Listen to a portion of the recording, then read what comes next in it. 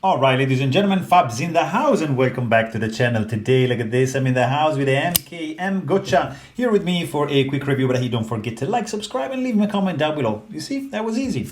So let's go ahead and check the size. 3.5 inches for the cutting edge of the blade and 4.5 inches for the handle, which added up, it's almost 8 inches. Look at that, 7.75 inches for this MKM Maniago knife makers.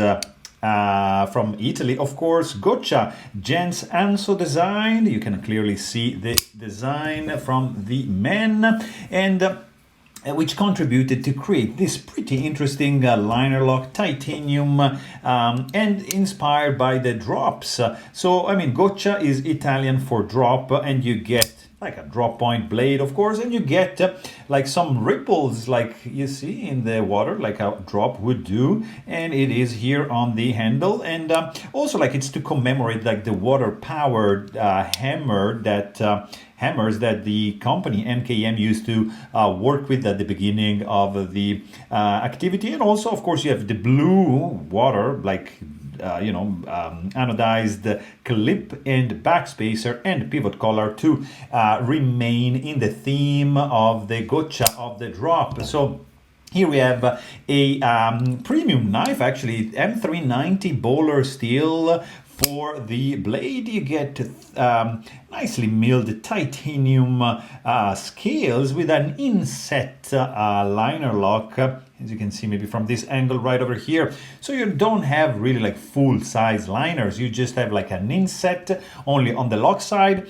Show side is going to be only titanium, like it is for the backspacer and the clip and the pivot collar. Nice accent in this one. You get a lanyard hole integrated with the backspacer, which is protecting nicely the tip of the blade. Deep carry pocket clip, which is not reversible and not ambidextrous. It is nice because the tension is good. The design is working perfectly. You get the screws which are flush, so not gonna snag any of your fabric. It is a flipper with a tiny flipper tab, prone to a very light, lightning fast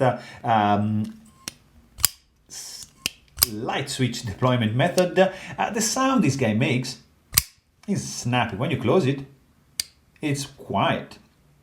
Works also with a push button, but I wouldn't advise that. The accessibility of the lock bar, it's not ideal, but they did some nice jimping, so it can catch you can catch the lock bar quite easily, but still the access is a little bit you see blocked by this scale, but still it's not that bad. Blade is centered, this guy is running on bearings. The action is alright, like super snappy when you deploy it. When you close it, you have to wiggle a little bit. And let's quickly check the weight before wrapping this up.